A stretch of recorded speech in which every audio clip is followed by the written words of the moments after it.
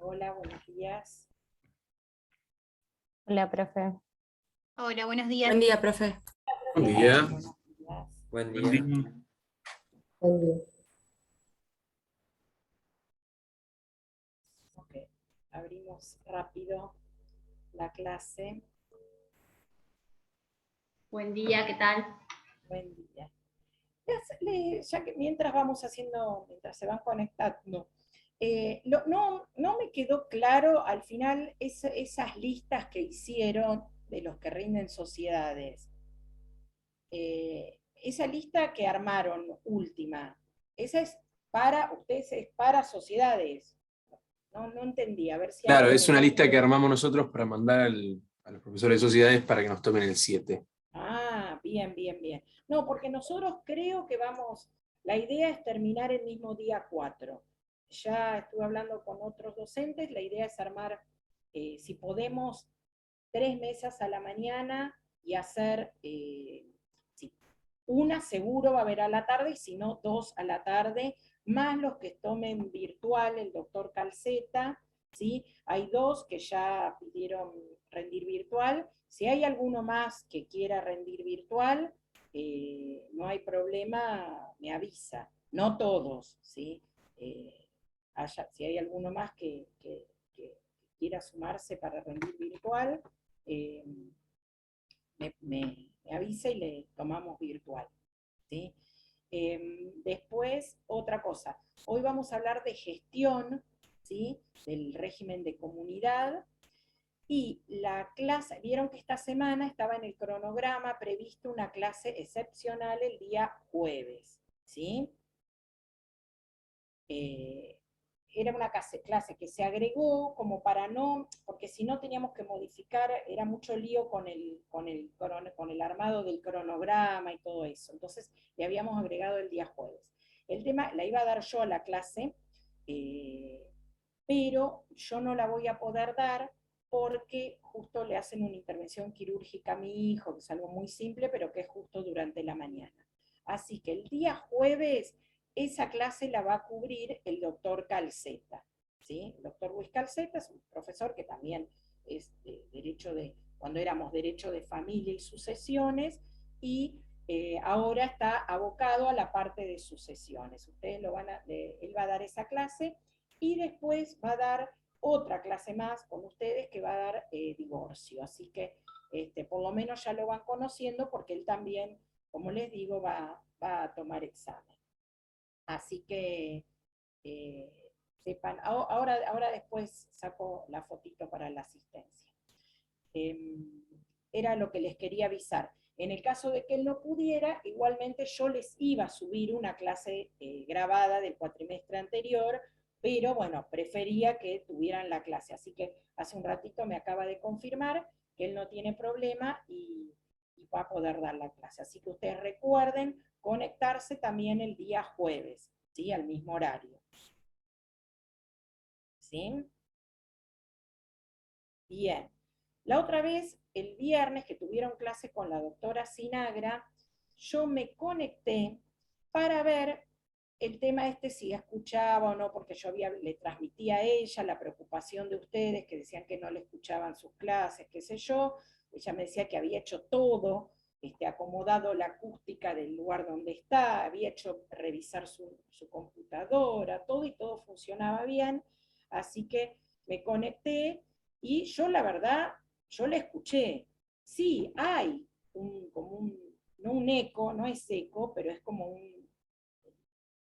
¿cómo se dice? La acústica es como rara, pero se escucha claramente.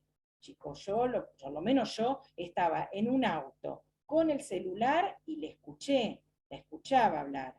Así que, bueno, fíjense, traten de hacer un esfuerzo o no sé cómo es el... Sí, no está en una habitación pequeña, es un ambiente, una habitación normal, es más, ha puesto almohadones, todo, cosas ha hecho para que no, para que se mejore el sonido, pero yo ya les digo, yo la escuché, no sé. Lo que pasa, profe, que capaz que también depende del dispositivo, porque yo lo escucho del celu y lo escucho re bien, y de la compu me satura un poco también, pero pasa, le entendés, pero cuesta un poco más. O sea, no es que no se escucha bien. Pero bueno, también otras computadoras se debe escuchar mucho menos, por eso ponen también que no escucha. Y seguramente, pero bueno, Sí, igual la es próxima, la anterior clase, digo, se escuchó mejor, bien, mejoró el audio, así que bien. Sí, sí, el tema es que, bueno, estas cosas no le podemos, a ver, se compró el año pasado, imagínense la notebook nueva, cuando empezó todo lo de la virtualidad, obviamente no le podemos pedir que se compre un aparato nuevo. Este, son cosas que, bueno, son las imponderables que suceden en este sistema que tenemos virtual, ¿no? Pero traten de, bueno, de hacer todos un esfuerzo también, de todos acomodarse, buscar también ustedes el dispositivo mejor que la puedan escuchar. Igualmente, los temas ahora, ya les digo, están todos en los manuales, ¿sí? Ustedes igualmente después van a tener las clases de repaso, con lo cual si algún tema no les, después de leerlo en el manual, aún así no lo entienden, en la clase de repaso lo van a poder preguntar, así que en ese sentido quédense tranquilos porque no es que ella está dando temas que no estén en los libros tampoco, ¿no? Así que bueno, comenzamos con la clase de hoy. Pero que saco la fotito.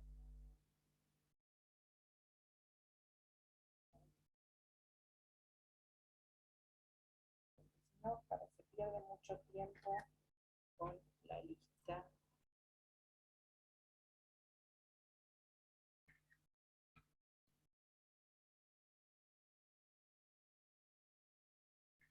Creo que me dijo el doctor Lastra que había una forma de ver de todos los que estaban conectados, pero no me acuerdo. Es por donde dice participantes, habría que sacarla ahí porque hay, por ejemplo, hay Claro. cantidad de cámaras y si paso de página hay otra cantidad de gente. Sí, ya sé, yo saco a las 3 al paso de página, Pues, le saco a todos. Sí, acá está la listita.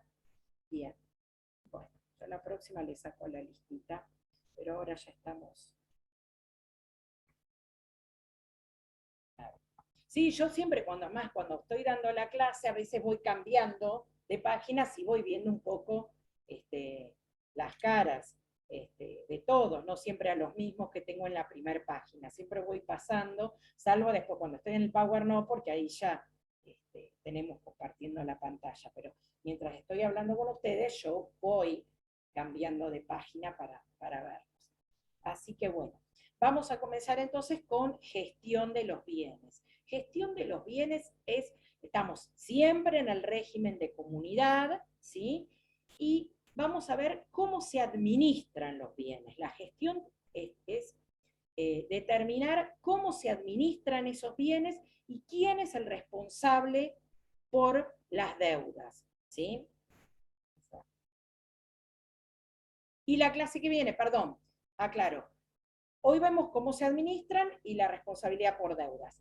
La clase del miércoles, el doctor Lastra va a dar extinción de la comunidad, es decir, va a hablar de las causales por las cuales el régimen de comunidad queda extinguido.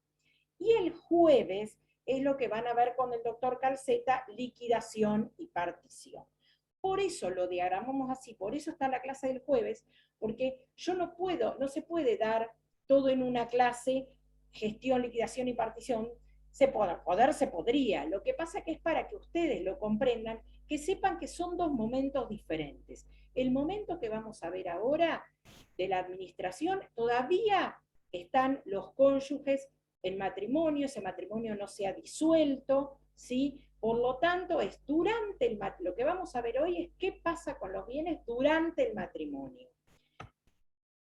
Luego se produce la extinción de la comunidad, ¿sí? Se disolvió el vínculo por fallecimiento, por lo que sea, ya van a ver las causales con Gustavo el miércoles, y luego es lo que viene la etapa en qué pasa con esos bienes producida la disolución, ¿sí?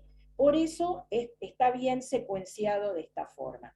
Yo les voy a habilitar también, pese a que a la clase del doctor Calceta que va a dar, yo igualmente en el campus hoy les voy a habilitar el PowerPoint de liquidación y partición, ¿sí? Porque ahí están bien, hay cuadros, está bien explicado el tema de recompensas, que es de los puntos que más pregunto en el parcial, el tema de las recompensas, ¿sí? La diferencia entre cargas y deudas personales, ¿sí? Hay unos cuadritos, así que eso se lo voy a dejar habilitado en el PowerPoint, que sería de liquidación y partición de la clase del jueves. Hoy vamos con el de gestión, que ese ya está habilitado.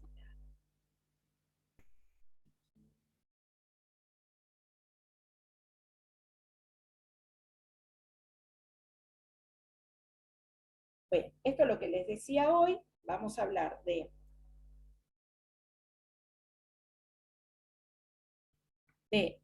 la administración de los bienes y vamos a hablar de las deudas. Ay, veo que hay mensajes en el chat. Era lo de las.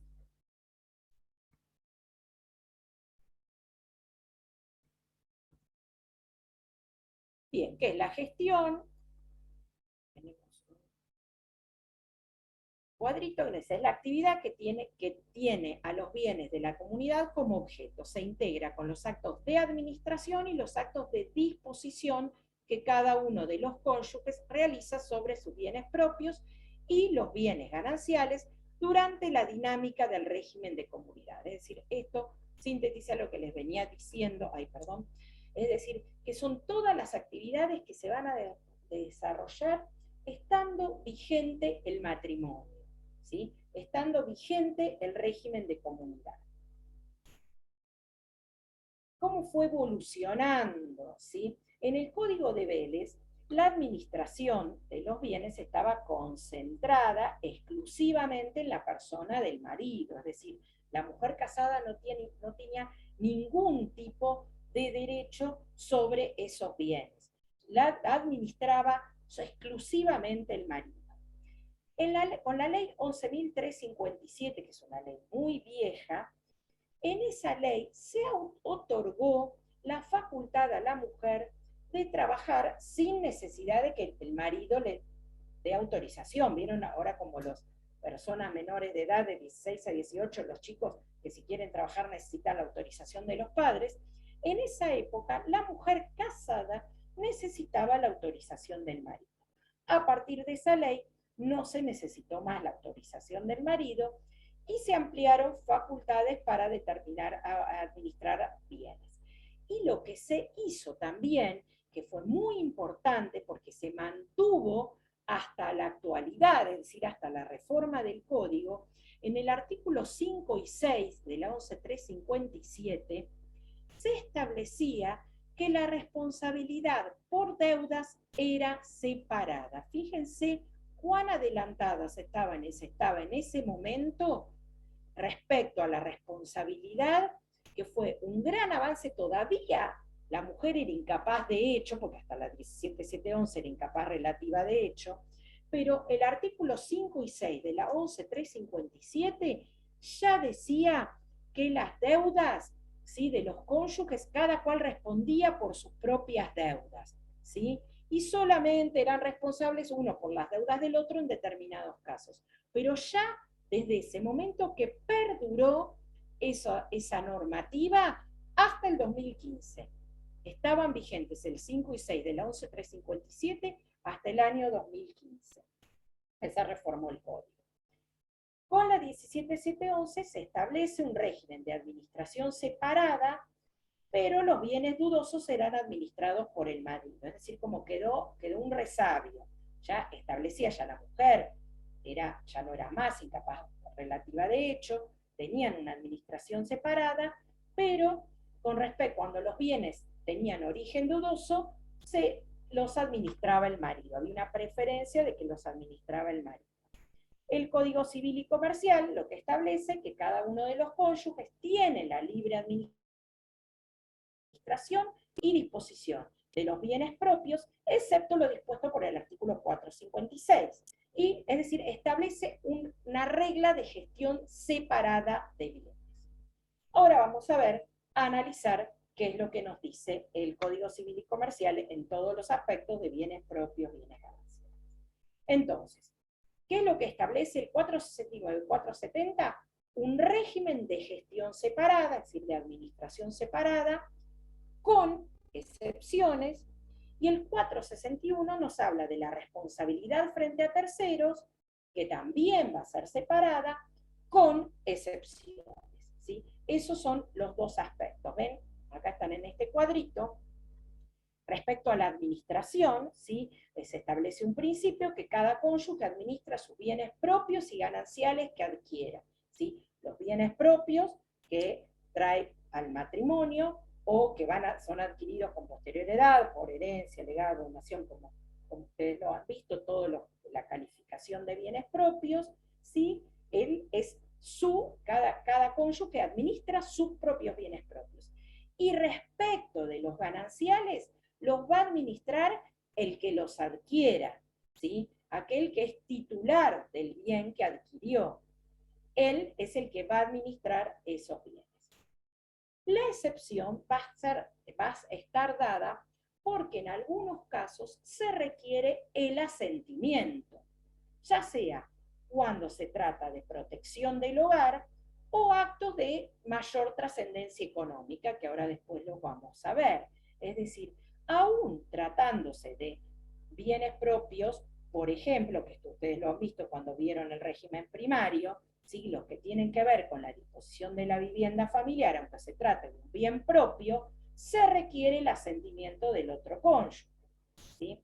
Y determinados actos que son actos sobre bienes gananciales, también por la envergadura de tales actos, se va a requerir el asentimiento del otro cónyuge.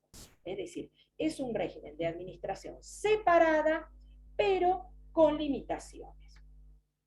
Con respecto a la responsabilidad frente a terceros, cada cónyuge responde frente a sus acreedores con sus bienes propios y gananciales por él adquirido, es decir, gananciales de su titularidad. Excepcionalmente va a responder el otro cónyuge cuando se trate de las necesidades del hogar, el sostenimiento de los hijos o la conservación de bienes gananciales. Ahora después vamos a ver bien un cuadrito. Acá estamos hablando de la faz externa, ¿sí? De la faz externa de la responsabilidad, es decir, ¿quién va a responder frente a los acreedores? ¿Sí? O contra quién pueden dirigir sus acciones los acreedores.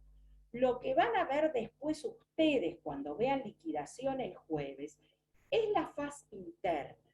Es decir, que independientemente de quién haya respondido frente al acreedor, ¿qué es lo que los cónyuges se deben entre sí? ¿Qué es lo que le correspondía pagar a uno u otro? ¿Sí?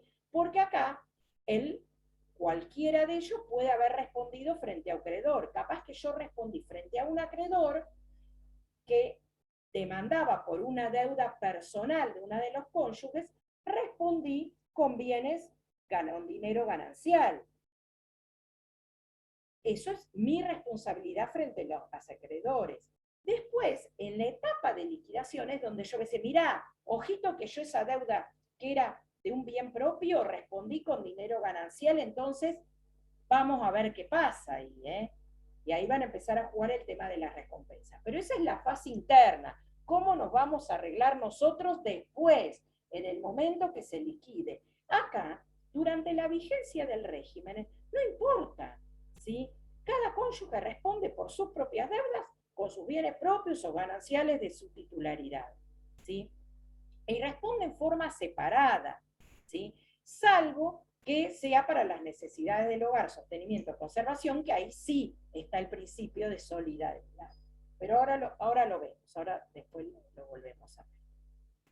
Bien. Vamos a la gestión de los bienes de acuerdo a cada masa. Igualmente esto ahora lo vemos en particular. Con respecto a los bienes propios, cada cónyuge administra y dispone libremente, eso lo dice el 469, ¿sí? Obviamente que son sus propios bienes, cada uno, el que sea titular de ese bien y tenga carácter de propio, va a administrar y disponer libremente, si quiere lo vende, si quiere constituir un derecho real, hace lo que quiere. La limitación va a estar dada por el 456 respecto de la vivienda, asiento del hogar familiar y muebles indispensables.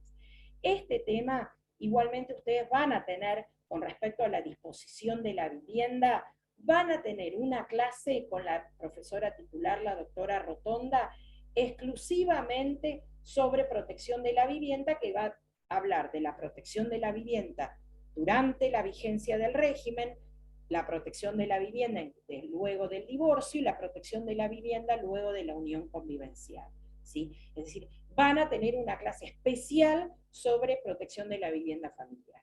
Entonces, ahora, en esta etapa, en esta parte, si se trata de un bien propio, si es asiento del hogar familiar, para disponer va a necesitar el asentimiento del otro cónyuge. Si no se trata de vivienda familiar y es un bien propio, dispone, lo grava, hace lo que quiere cada cónyuge.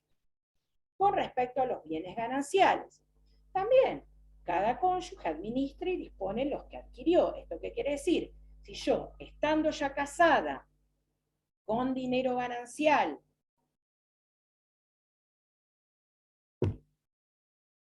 compro un bien, ese bien va a ser carácter ganancial. Pero si lo compré yo sola, va a ser de mi titularidad. Por lo tanto, yo soy quien lo administro ese bien, ¿sí?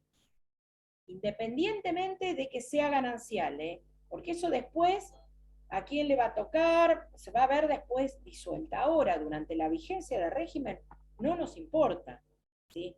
Yo lo voy a administrar porque yo soy la titular, salvo que se trate de aquellos actos para los cuales se requiere el asentimiento. ¿Qué quiere decir? ¿Que no lo voy a administrar? No, administro, pero vamos a ver que para disponer o grabarlo, necesito un asentimiento, es decir, como que en esos puntos se diferencia lo que es la administración del acto de disposición. Ahora lo vemos asentimiento. En el caso que el bien sea adquirido por ambos, es decir, estando ambos casados, compramos un auto y lo pusimos a nombre de los dos, ¿sí? En ese caso, la administración va a ser conjunta, ¿sí? No importa si yo pagué más, si el otro pagó menos, ¿sí? Si el dinero era más mío que tuyo, no importa, ¿sí? La administración va a ser conjunta y se le aplican las reglas del condominio. Si aplicamos las reglas de condominio, cuando hay una desaveniencia, un desacuerdo, habrá que someterlo al juez y que el juez decida. Si alguien quiere vender el bien y el otro no quiere, el juez podrá decidir oponerse a esa liquidación porque se funda, si realmente se ha aprobado que se funda en el interés familiar, se podrá oponer o lo autorizará de acuerdo a lo que considere. Es en el caso de que sea un bien ganancial adquirido por ambos. En el caso de bienes de origen dudoso, este tipo de bienes se tratan de bienes muebles, ¿sí? Porque los bienes inmuebles o muebles registrables tienen un instrumento en el cual no hay lugar a dudas de quién es el titular. Pero respecto de los bienes muebles no registrables, ahí sí puede llegar a haber dudas respecto a quién pertenecen, y en el caso que sea bienes de origen dudoso, se reputan que es de ambos, es decir, sería como el caso anterior, como que el bien es de los dos, por lo tanto lo administrarán conjuntamente.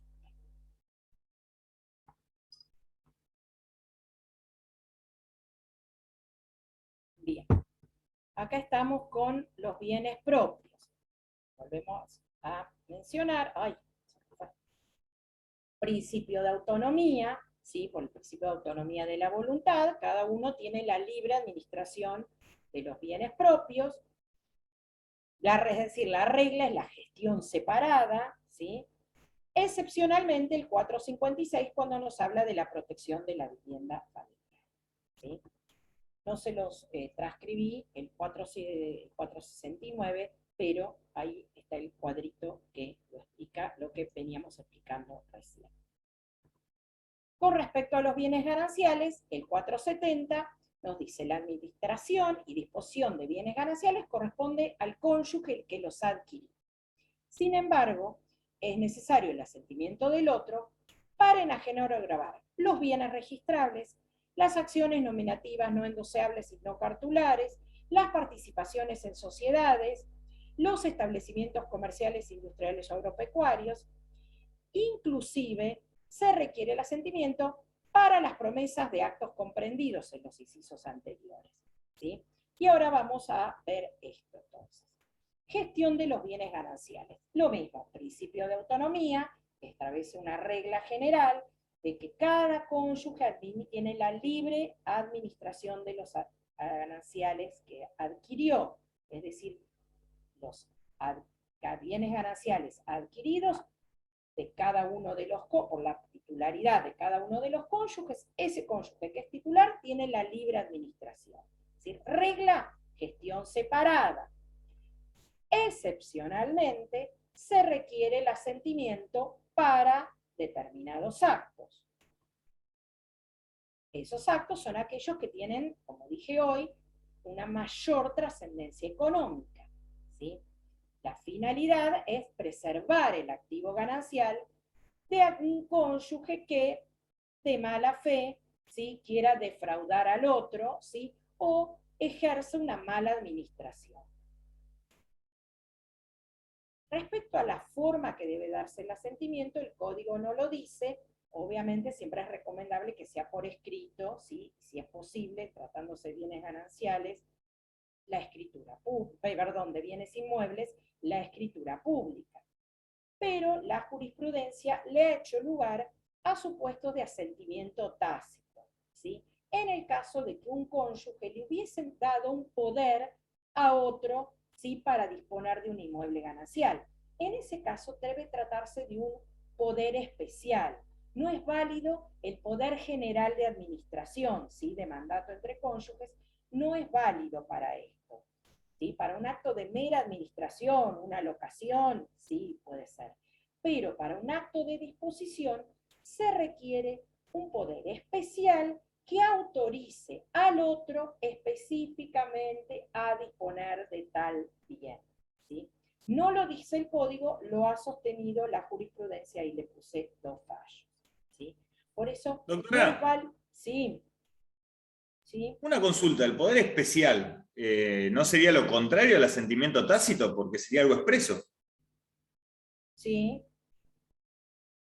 No, por eso le preguntaba, porque dice la jurisprudencia vale a asentimiento tácito. Pero yo por ahí por tácito... No, porque una cosa es el asentimiento y otra cosa es el mandato, ¿eh? Son 2 cosas diferentes. Lo que se considera tácitamente otorgado es ese asentimiento. El mandato, el contrato de mandato, el que entrega ese poder especial, eso es expreso, ¿eh? Son 2 cosas diferentes. Producto de ese contrato expreso, de ese contrato de mandato, hace presumir ese asentimiento, ¿sí? Ah, bien. ¿Sí? Son 2 cosas diferentes, ¿sí? Lo que no vale es el asentimiento general anticipado. Esto que les dije hoy del mandato general, ¿sí?, del mandato de administración, no me sirve eso, ¿sí? No me sirve. Tiene que ser un poder especial, ¿sí? Profe, ¿y la caducidad y la nulidad? En este caso, ¿no sería también un asentimiento tácito? ¿Qué cosa? La caducidad. ¿La caducidad de qué? De la nulidad, si no interpone nulidad del acto que realice el Ahí otro sería un cónyuge. supuesto, sí, vos decís, si no el otro cónyuge no planteara la nulidad y se produce la caducidad de la acción. Sí, sería un supuesto de caducidad de la acción, ¿sí? Sería un supuesto de caducidad de la acción y sería un supuesto de confirmación de ese acto, ¿sí? Pero es la caducidad de la acción, no la caducidad del derecho. Bien.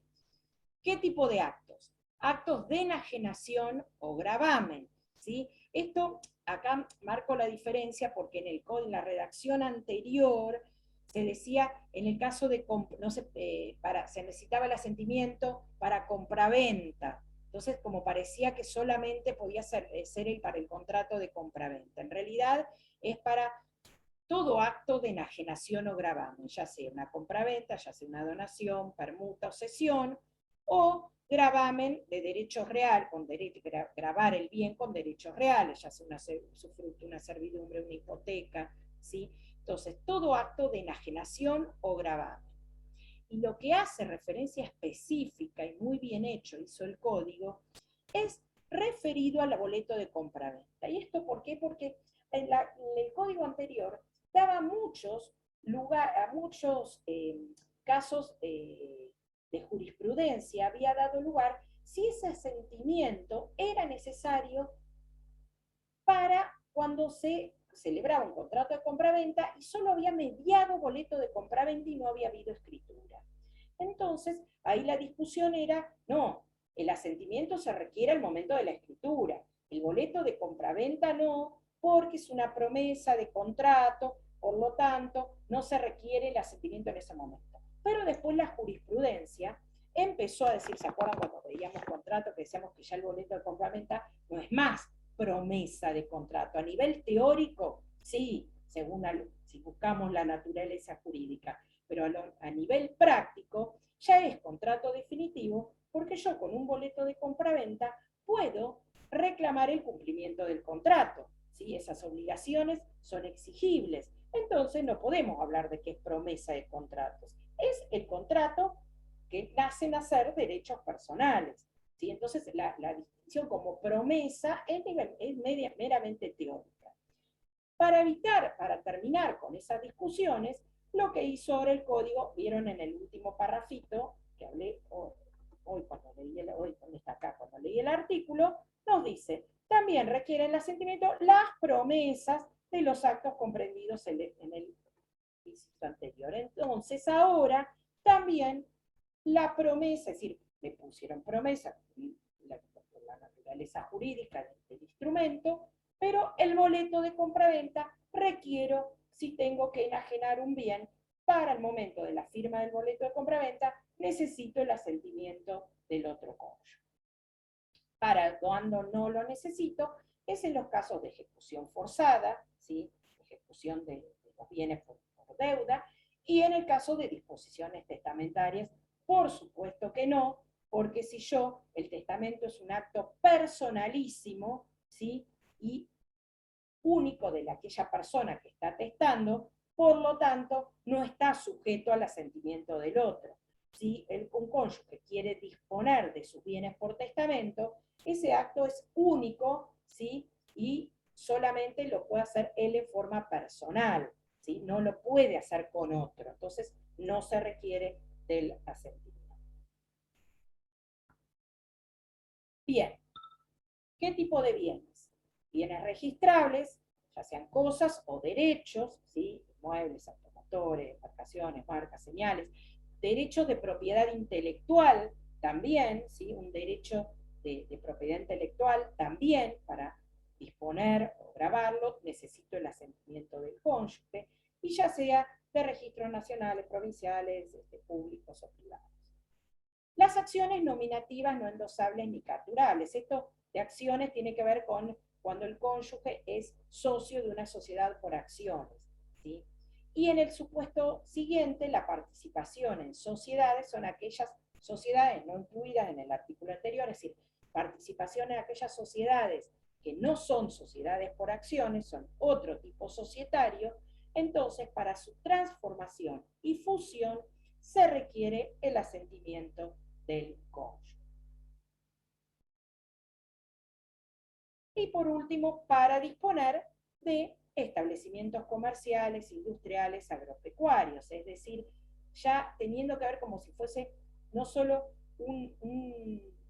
una industria o un campo, sino también en un fondo de comercio, por ejemplo. Así que no estamos hablando del inmueble, que es el local comercial, sino el fondo de comercio, y para ese caso también se requiere el asentimiento del otro cónyuge. Bien, ¿estamos hasta ahí? vimos la gestión de los bienes propios, la gestión de los bienes gananciales. Ambos, la regla general es administración separada. Respecto de los bienes propios, la excepción es la vivienda familiar, y respecto de los bienes gananciales, la excepción es la necesidad de asentimiento cuando se trata de gravar y disponer alguno de estos tipos de bienes. Vamos ahora a los bienes de administración conjunta. Los bienes de administración conjunta, como dije hoy, son alcanzados por las normas del condominio, ¿sí?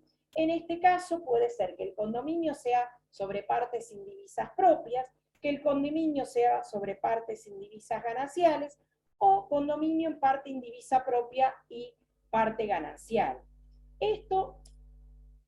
Esta solución que le da el código ahora también puso fin a años de discusiones que teníamos a los civilistas contra los notarialistas, ¿sí? Contra los escribanos, porque hablaban los escribanos de la existencia, los civilistas decían que no había bienes mixtos, los escribanos decían, el derecho notarial decía que sí, que había supuestos de bienes mixtos, entonces había diferentes teorías. Ahora, ¿sí?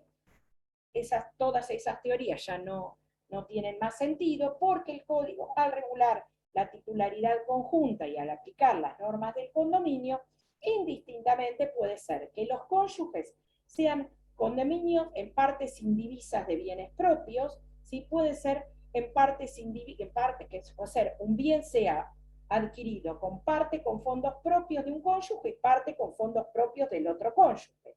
Ahí tenemos un condominio con partes indivisas de fondos propios de cada uno. Puede ser lo mismo. Profe, sí. Pero en ese caso sería, o sea, la figura del condominio no tendría nada que ver con el matrimonio. O sea, es como si yo compro algo con un desconocido. Administración separada, totalmente, ¿sí? Totalmente. A partes indivisas de bienes gananciales, ¿sí? Ambos son, el bien es adquirido por ambos, este ejemplo que les dije hoy. El auto lo compramos con dinero ganancial y está a nombre de los dos, ¿sí? Eso es bien ganancial, ganancial, pero es de administración conjunta, porque el bien está de titularidad de ambos, lo pusimos a nombre de los dos, ¿sí? Auto, inmueble, lo que sea. Y el otro supuesto sería un bien obtenido parte con dinero propio y parte con dinero ganancial. Ahí también tenemos una administración conjunta. ¿Por qué? Porque respecto del bien propio, tendría, si no, la administración, quien ejerce la titularidad de quien aportó esos fondos propios, y reparte el bien ganancial, tendrían la libre administración ambos, o si alguno de ellos era titular, se puso como titular, ¿sí? Entonces, el código nos dice no. En ese caso de condominio de partes indivisas propio y ganancial, ambos administran conjuntamente, ¿sí? Es decir, ya está, basta, no se peleen más de quién está a nombre de quién, administran en forma conjunta. No quiere decir que se van a solucionar los problemas. ¿Por qué? Porque tienen que administrar conjuntamente, y cuando hablamos de algo que sea conjunto, significa de común acuerdo, y puede pasar que no siempre estén de común acuerdo, y entonces tenga que decidir un juez, ¿sí? Entonces, por eso hablamos del caso de desacuerdos, va a decidir el juez. Con respecto a los bienes dudosos, como dije hoy, son aquellos bienes que no tienen, no son bienes inmuebles, son muebles registrables, y no se sabe de quiénes son, ¿sí? En ese caso, son titulares de bienes, ambos, nos dice el código, ambos se consideran esos bienes, y ahí ponemos un poquito de ejemplos, ¿sí? Ojo, porque si esos ejemplos que están ahí tienen que ver con que son bienes indispensables para la vivienda familiar, el lavarropas, que no es algo barato, es algo muy caro, y no nos ponemos de acuerdo de quién era el lavarropas, quién lo compró, ¿sí? Se considera de ambos, pero el lavarropas es un bien indispensable para la vivienda familiar. Y si yo quiero disponer, porque me separé, entonces yo me voy a ir a vivir a un departamentito que no me entra, entonces vendo todo, ¿sí? Y lo quiero jorobar al otro cónyuge. No, ojito, porque si se trataba de muebles indispensables, necesito el asentimiento, ¿eh? Ojo. El televisor también se considera mueble indispensable. No sé con respecto al valor del televisor, si es un plasma de 100 pulgadas, si lo podemos considerar indispensable. Un televisor normal. ¿Sí? Pero ¿qué afectaría en la naturaleza de eso? Si el televisor es igual, si es de 25 pulgadas o si es de 100, es el mismo. El valor, nene, el valor, Juan, el valor, eso es lo que afecta. Pero es indispensable, por eso.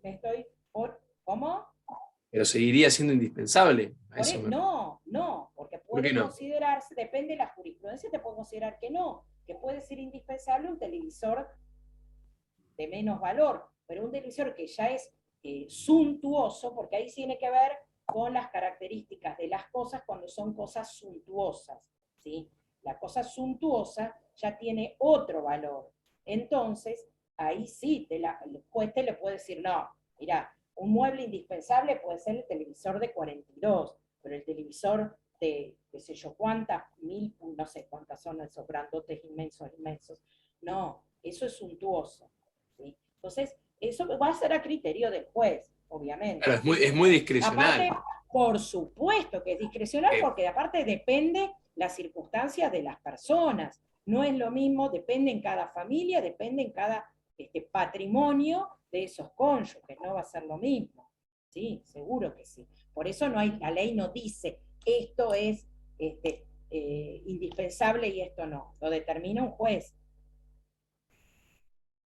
Se lo va a llevar que tenga el recibo de sueldo más alto, porque de los dos que están en mejor condición de comprar. Yo te diría que se lo va a llevar el más bicho, que se apuró y enseguida vendió y dijo, ay, no sé, se rompió.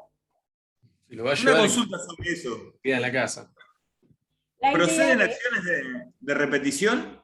Porque pongamos que a uno lo echan de la casa y cuando vengo a los 3 días a juntar mis cosas no hay nada, porque se van a mudar a un departamento. Y acá tenés lo que estoy poniendo en la filmira ahora. Todo esto es para evitar el fraude entre cónyuges, ¿sí?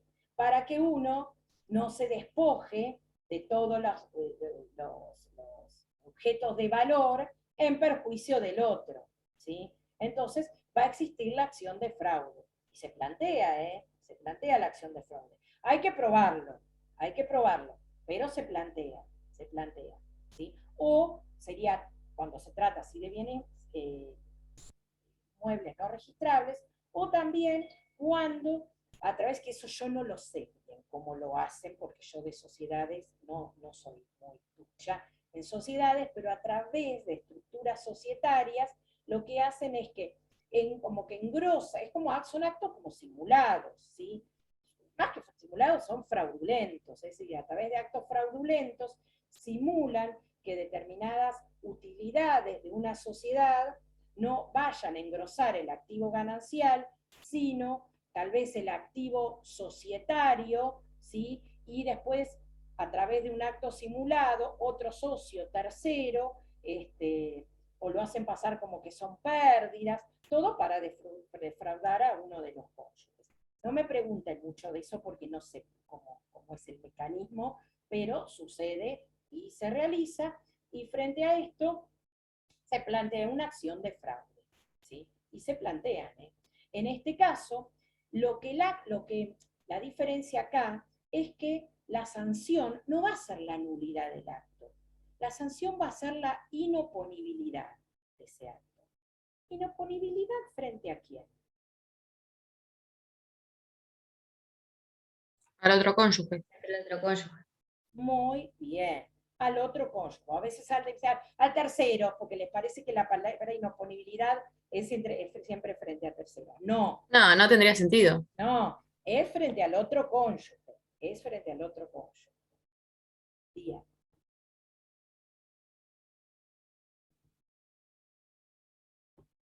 Administración sin mandato. Dijimos que dije hoy algo, ya adelanté, que por el 459 un cónyuge puede otorgarle mandato al otro, ¿sí? Mandato de administración. Así como otorga el mandato, así lo revoca, si no es algo definitivo. Pero si no existe mandato expreso, el 474 dice, se aplican las reglas del mandato tácito o de la gestión de negocios. Lo que yo hice acá es agregarle a la filmina las reglas del 1319 de mandato tácito y del 1782 de la gestión de negocios, como para recordar un poquito temas de contratos, ¿sí? Cuando había mandato tácito, el 1319, y qué pasa en el caso de gestión del gestor, ¿sí? En el 1782. Dice 1319, si una persona sabe que alguien está haciendo algo de su interés y no lo impide, pudiendo hacerlo, se entiende que ha conferido un mandato tácito. La ejecución del mandato implica su aceptación, aún sin que, a ver, se me tapó, sin que hubiese mediado, creo que dice, aún sin mediar declaración expresa sobre ella. Es decir, el 1319 se considera tácitamente otorgado ese mandato de administración. Es decir, alguien lo está haciendo por otro, ese otro cónyuge sabe que, esperen que corto, ese otro cónyuge sabe que está actuando en su nombre e interés, es decir, tiene que saberlo, ¿sí? Y pudiendo oponerse no lo hace. En ese caso se considera el mandato tácito. Y con respecto a la gestión, también, en este caso, cuando hablamos de las obligaciones del gestor, ahí tenemos qué cosas debe hacer el gestor para que esa gestión sea válida. Recuerden que esta debía ser útil para el patrimonio, ¿sí?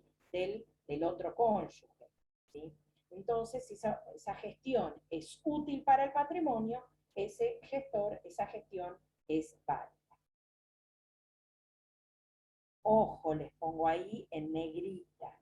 Siempre para el régimen primario, el mandato entre cónyuges debe ser expreso. Es decir, para aquellos supuestos que vieron con el doctor Lastra el otro día, ¿sí? De régimen primario, en este caso, siempre el mandato debe ser expreso.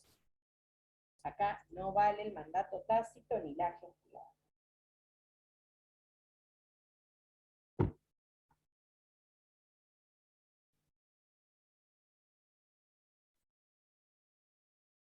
Estamos con administración entonces.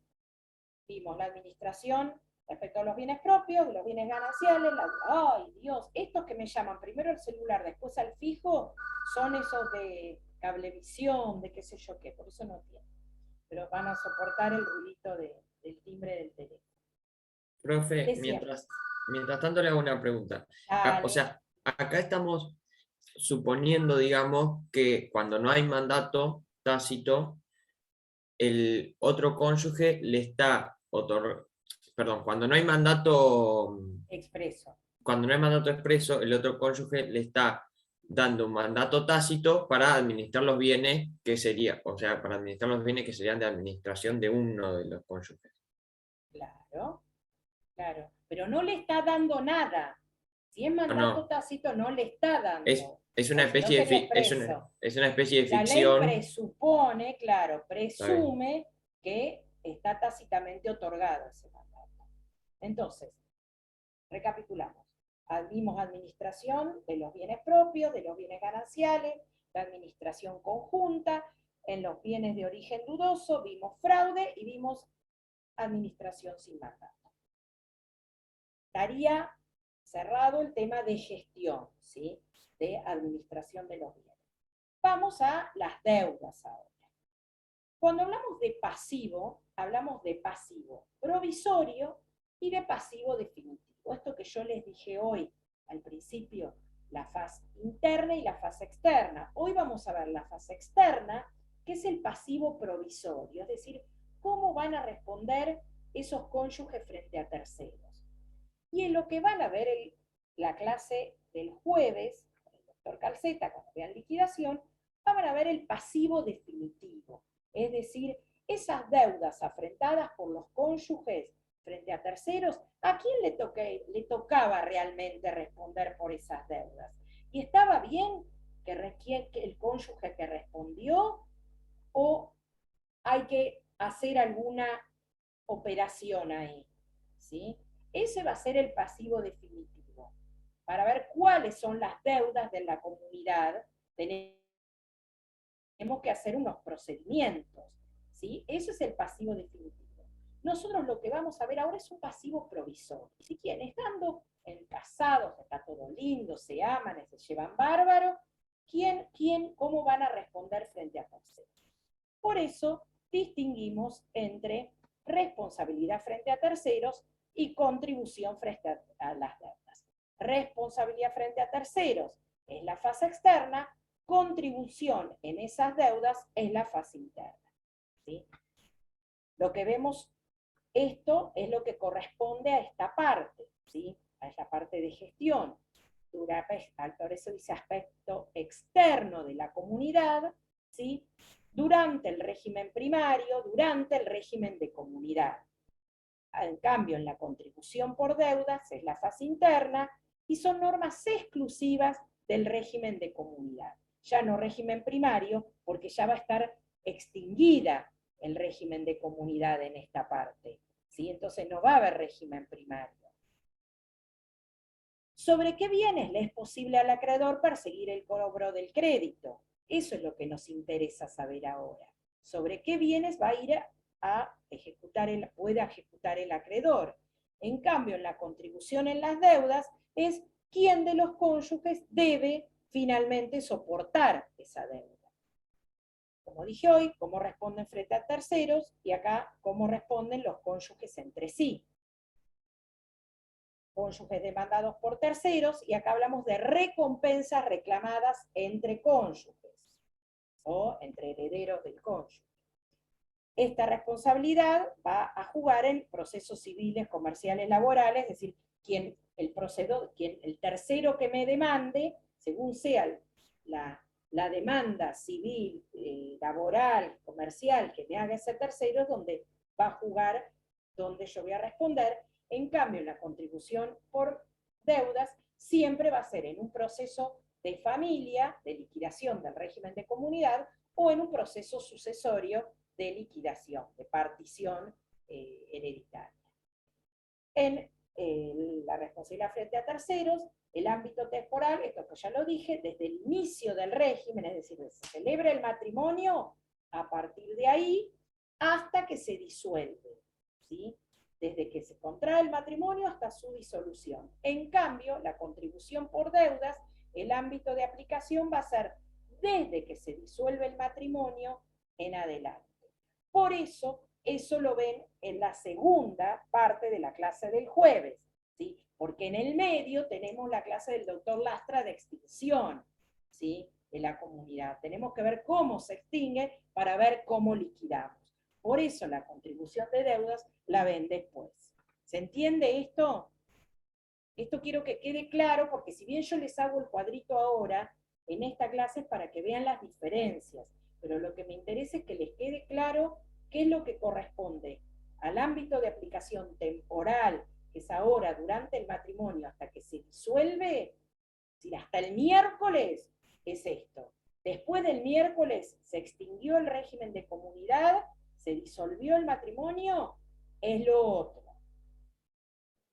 Profesora, ¿le puedo consultar algo? ¿Existen casos en los cuales se pueden judicialmente reclamar los cónyuges durante la vigencia del matrimonio una resolución de este tipo de contribución por deudas? Es decir, no disuelven el matrimonio, continúa el matrimonio, pero sí se reclaman judicialmente que el juez decida a quién le correspondería. Sí. Lo vas a ver mañana, porque vas a ver mañana que uno de los supuestos de extinción del régimen comunidad es la separación de bienes. Vos, sin disolver el matrimonio, ¿sí? No te divorciás, no pediste la nulidad, ni el otro se murió. Están vivos los dos y siguen casados. Pero uno de los cónyuges puede pedir la separación del régimen, la separación de bienes del régimen de comunidad. Ya vas a ver mañana las causales de por qué, ¿no? Porque, yo me ocurre, quiero pedirle. Puede ser, pero vas a tener que ver las causales mañana de por qué se pide esa separación de bienes. Y ahí sí que va a estar vigente el matrimonio, pero va a procederse a la liquidación y partición. ¿Sí? Pero está extinto. No se confundan, ¿eh? Una cosa es la disolución del vínculo y otra es la disolución del régimen de comunidad. La disolución del vínculo matrimonial es que se divorció o se declaró la nulidad de matrimonio y se puede volver a casar. Esa es la disolución del vínculo. La disolución del régimen de comunidad es el efecto patrimonial. Puede no haberse disuelto el vínculo, como le estaba explicando recién a Juana, no haberse disuelto el vínculo, seguir estando casados y vivos, y sí haberse disuelto el régimen de comunidad. ¿Sí? Pero siempre la contribución por deudas es después de disolverse la comunidad. ¿Sí? ¿Está claro eso? ¿Se entendió, Juana? Y ahora sí, realmente me genera duda. Vamos entonces a lo que nos compete, que es la responsabilidad por las deudas frente a terceros, el aspecto externo. La regla general, acá el párrafo está al revés, está redactado el 461, pero yo en la filmina se los puse la regla primero y la excepción después, que como corresponde en la redacción, ustedes van a ver que está a la inversa, pero no importa. La regla, ninguno de los cónyuges responde por las obligaciones del otro, ¿sí? Es decir, yo contraigo una deuda, yo soy la responsable por mi deuda, el acreedor me tiene que venir a reclamar a mí, no a mi cónyuge. ¿Sí? Si yo soy insolvente, que se jorobe el acreedor, pero no va a poder ir a reclamarte a mi cónyuge que es multimillonario, ¿sí? Porque la deuda la contraje yo. Salvo que se trate de la deuda contraída para cubrir necesidades del hogar, educación y sostenimiento de los hijos. Es decir, aquellos casos donde hay responsabilidad solidaria por el principio de solidaridad familiar, estos principios que vieron al principio de la cruzada, ¿sí? Cuando hablaba la doctora Rotonda, cuando hablaba la primera clase. Este principio de solidaridad familiar hace que esa obligación sea solidaria en estos casos. Si la deuda yo la contraje para responder a las necesidades del hogar, educación o sostenimiento de hijos, si yo fui y pagué el colegio más caro de la ciudad, ¿sí?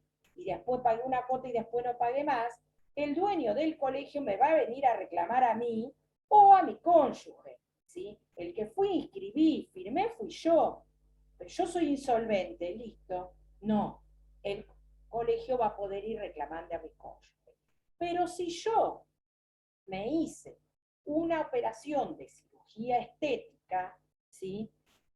Me puse las lolas, ¿sí? Y voy y contraigo esa deuda y después no la pago, ese cirujano me va a reclamar a mí.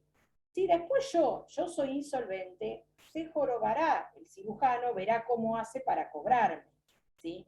Pero, o al revés, verá cómo hace para cobrarme o se jorobará, pero no va a poder ir a reclamarle a mi cónyuge. ¿Estamos? La diferencia con lo que establecían, esto que estamos viendo ahora, el 461, era lo que decía, ya estaba plasmado. ¿Vieron esos artículos que les mencioné hoy, el 5 y el 6 de la ley 11.357? Esa ley muy vieja ya nos decía que los cónyuges, ninguno de los cónyuges respondía por las deudas del otro, salvo que se tratara de cubrirles, hablaba ahí de conservación del hogar, educación y sostenimiento de los hijos, ¿sí? En ese caso, la diferencia decía lo mismo. En ese caso, no hablaba de principio de solidaridad familiar, pero decía que en esos casos el otro cónyuge debía responder. La diferencia estaba dada que en ese supuesto solamente el otro cónyuge debía responder con los bienes, con los frutos de sus bienes, con sus bienes gananciales o los frutos de... Debía responder solamente el cónyuge que no había contraído la deuda, solo respondía con los frutos de sus bienes propios o gananciales. Solo con los frutos, no con el bien. El código en la redacción actual suprime lo de los frutos y no importa con qué bienes, pero si se trata de estos supuestos de solidaridad familiar con cualquiera de sus bienes. Es decir, no solo con los frutos, sino con el bien mismo va a responder. ¿Sí? Si yo no pagué el colegio más caro y se me había antojado inscribirlo ahí y el otro no estaba de acuerdo, podría haber, después cuando veamos responsabilidad parental, vamos a ver que en ese momento ese otro cónyuge que no estaba de acuerdo, ese otro padre, podría oportunamente haberse ido a oponer a ese acto. Pero eso tiene que ver con la responsabilidad parental. ¿Sí? Pero no se opuso, ¿sí? Ahora el colegio me tiene que ahora cobrar la cuota. ¿Sí? En ese caso, van a ir a ejecutarlo, si yo no tengo bienes, van a ir a ejecutarlo al otro padre. ¿Estamos? Bien. Importante esto, ¿eh? Esto es clave, así como es clave cómo se administran los bienes, este punto del 461 es clave, es pregunta. Bueno, acá lo tienen, ven que está al revés. Primero dice en qué casos son solidariamente responsables y luego en el segundo párrafo habla la regla general que fuera de esos casos los cónyuges responden en forma separada.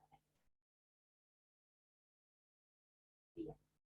Esto lo pasamos porque esto lo vieron ya con Gustavo, ¿sí? En el régimen primario, ¿sí? Este deber de contribución del régimen primario, ¿sí?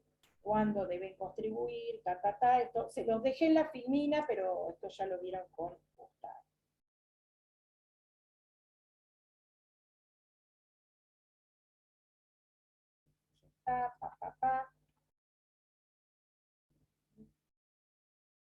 Sí.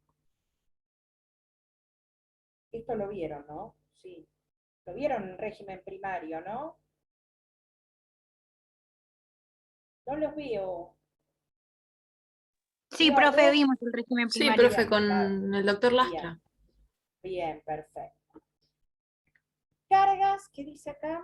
Cargas de la comunidad, el aspecto interno, cuestión de la atribución. Esto es lo que viene en la etapa de liquidación que les decía hoy, ¿sí? Definir si las deudas contraídas durante la vigencia de la comunidad terminan siendo, después de la extinción, un pasivo común, es decir, un pasivo de la comunidad, o era una deuda personal de cada uno de los cónyuges.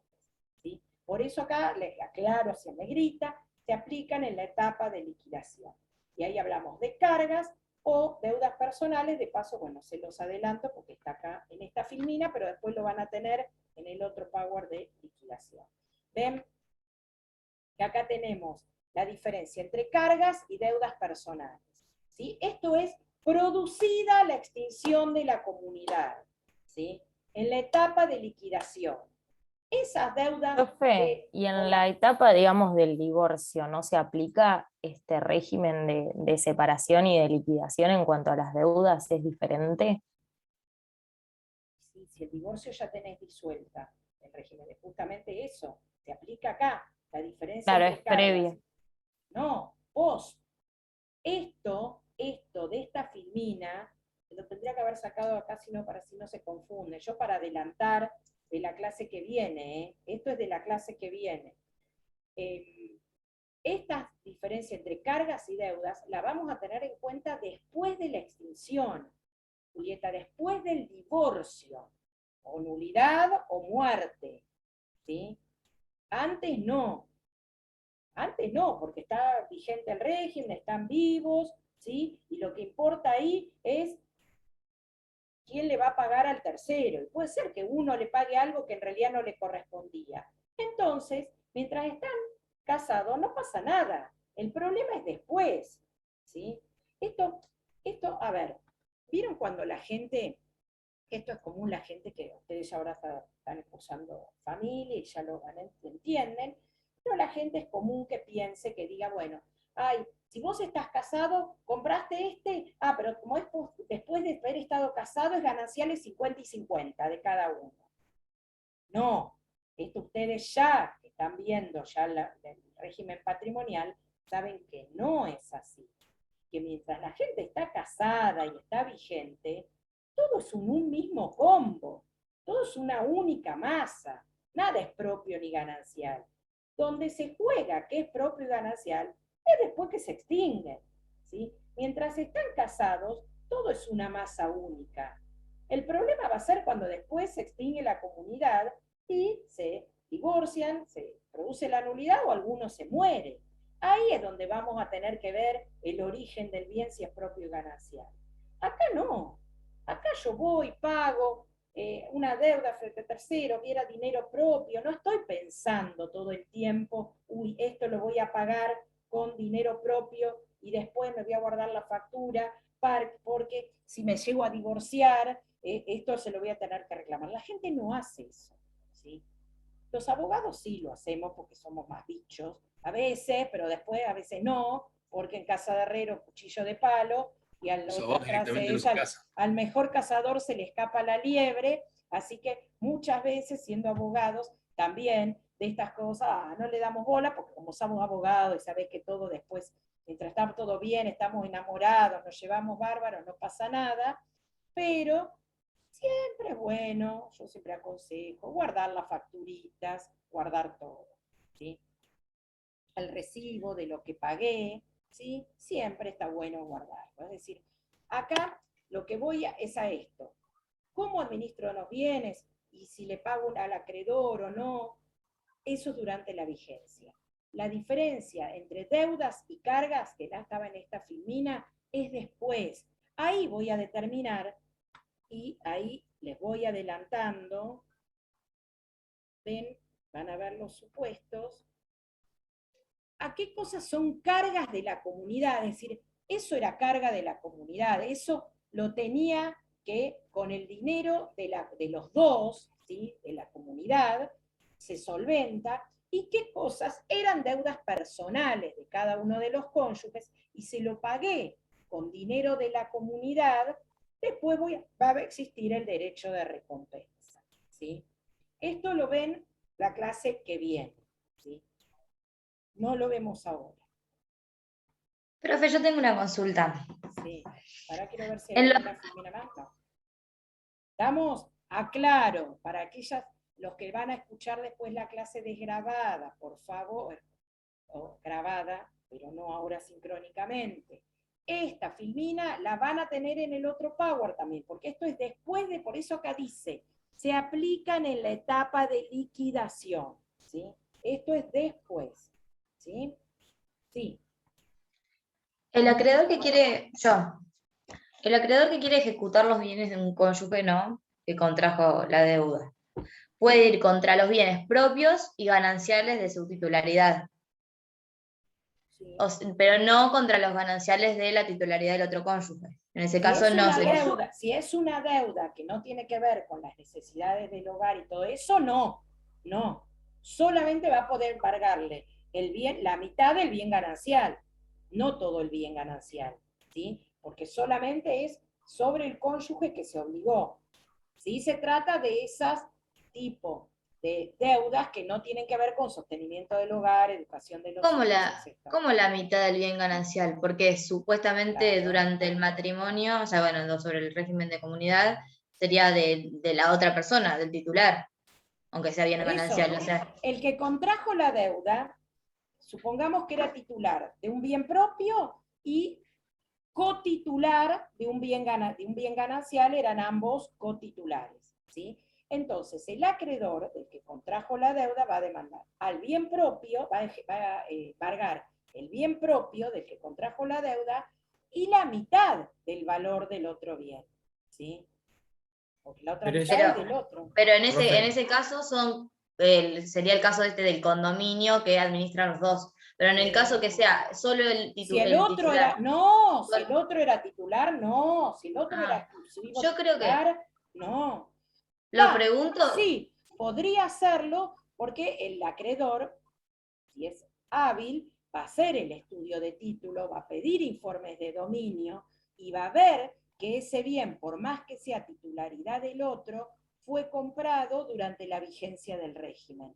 Entonces ahí sí, ¿sí? Si él sabe, si tiene conocimiento, ¿sí? Y va de la fecha en que se compró, después el otro se puede oponer y le puede, a eso después se va a tener que probar cuando se haga el otro cónyuge, le va a decir, sí, momentito, yo lo compré estando casado, pero ojo que yo lo compré con dinero propio. Vos pediste el asiento registral, el informe de dominio, pero yo acá te muestro la escritura que dice que este inmueble fue, bueno, si hubiese sido obtenido con dinero propio ya no es ganancial.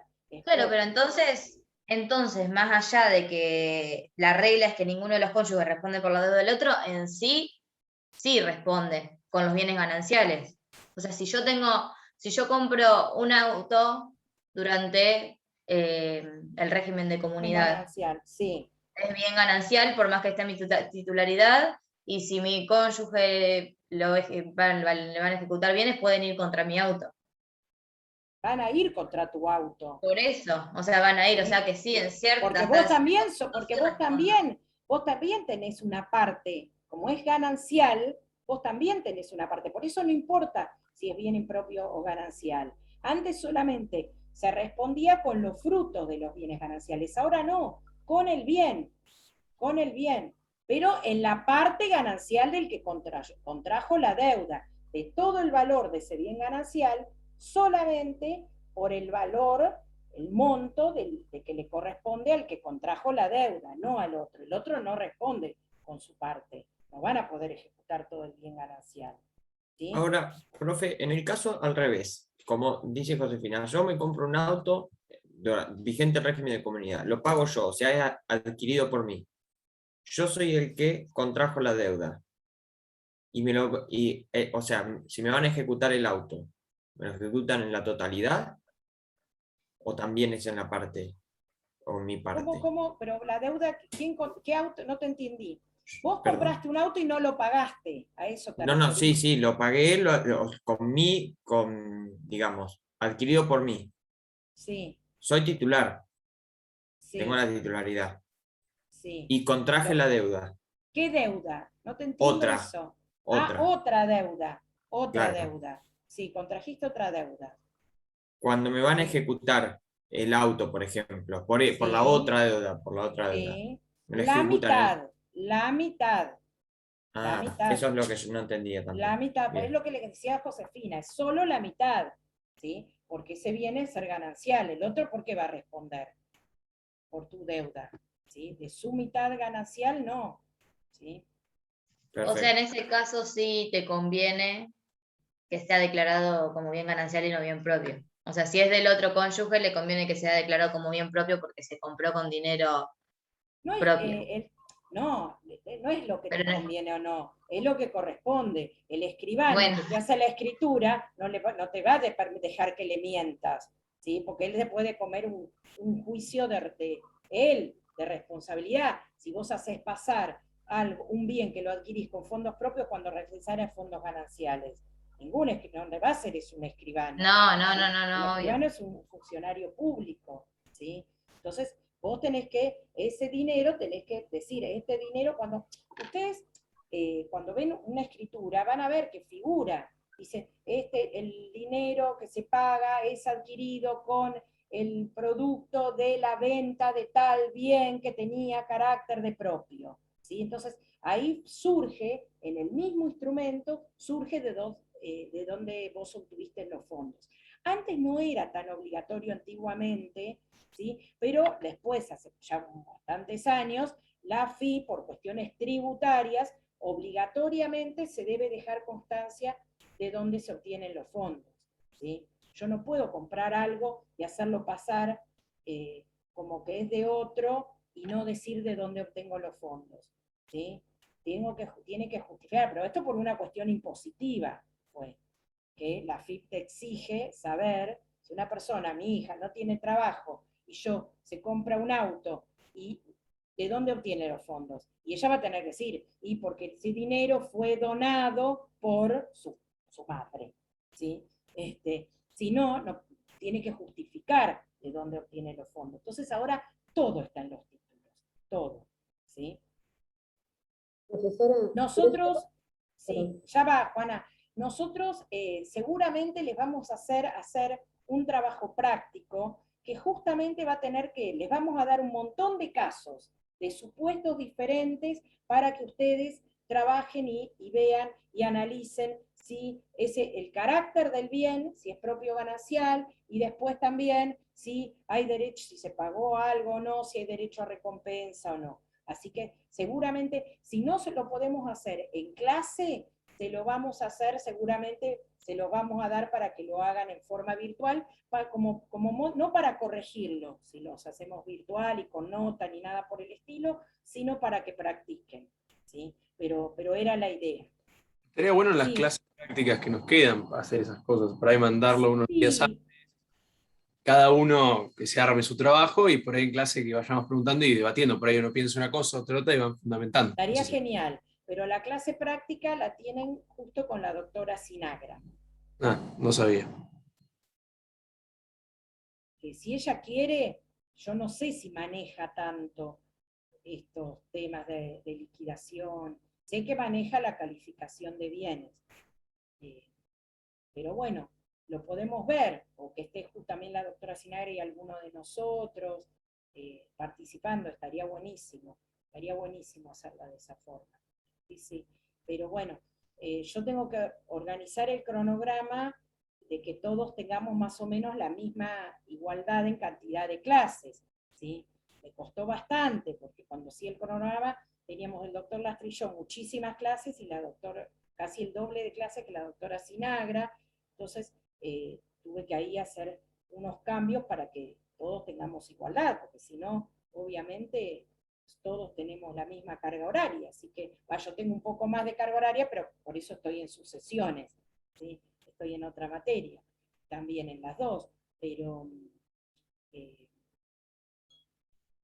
justamente la clase práctica de este tema le tocó a Isabel. Yo lo voy a hablar con Isabel. Si ella se anima a hacerlo, por ahí la idea es darles el material, se me ocurre, dárselos antes por el campus, ¿sí? Los casos, que ustedes los analicen de forma asincrónica, y luego en una clase, si tuvieran dudas, o ahí sí se discutan, que eso estaría bárbaro, estaría buenísimo. Así que, pero bueno, eso lo vamos a ir evaluando, ¿sí? ¿Qué iba a decirles ahora? No, Juana me quería preguntar algo. Sí, quería aclarar los ejemplos que estuvieron dando ustedes recién, la de los compañeros con la compra de los autos y la posibilidad de que los... Perdón, tengo que atender sí o sí.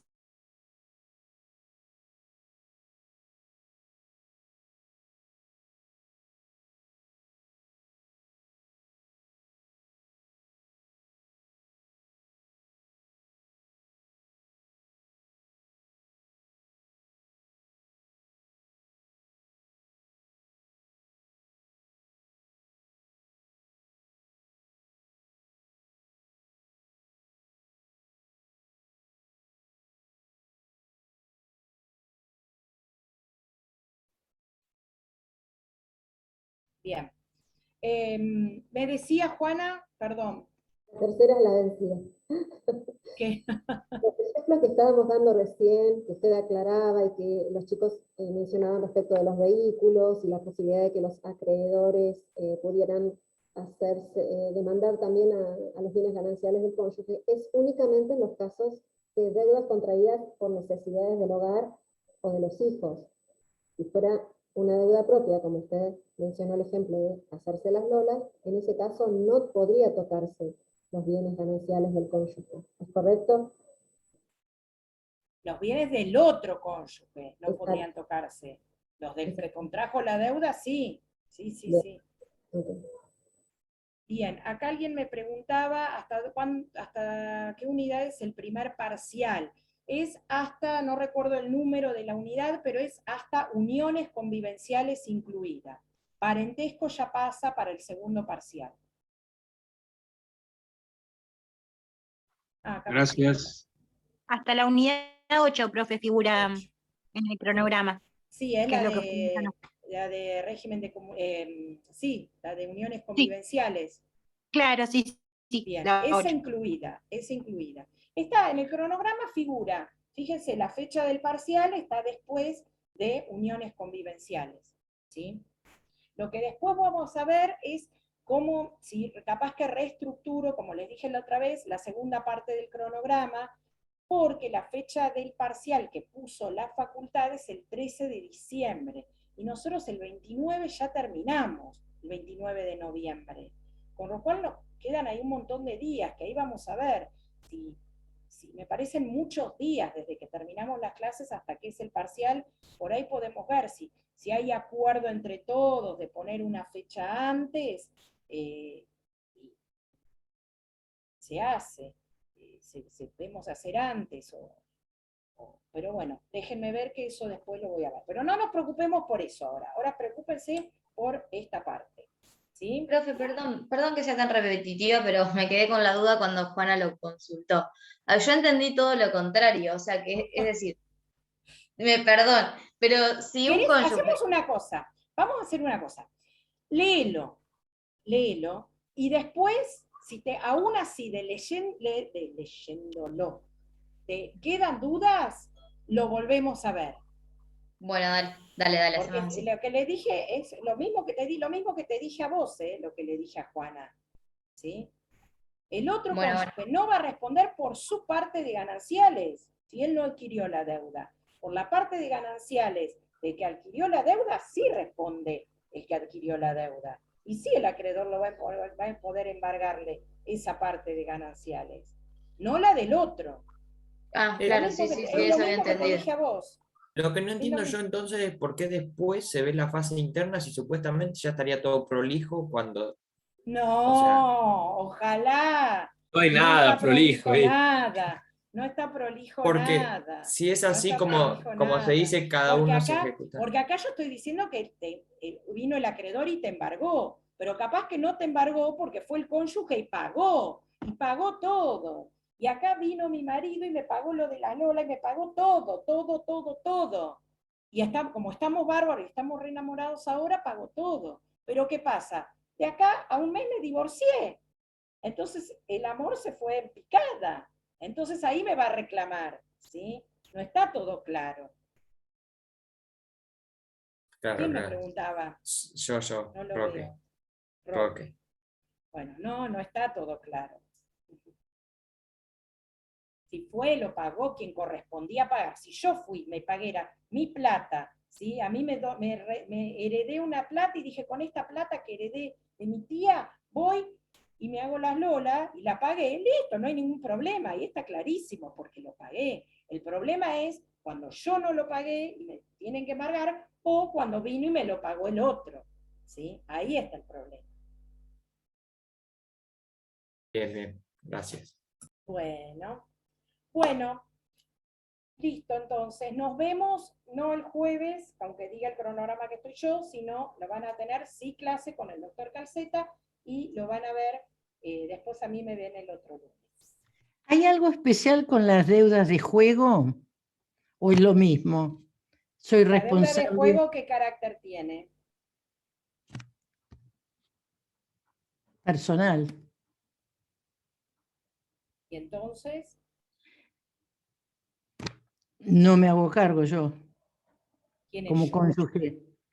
Si el otro, si el claro. otro se endeudó, no, por supuesto que no. Es lo personal. Muy bien.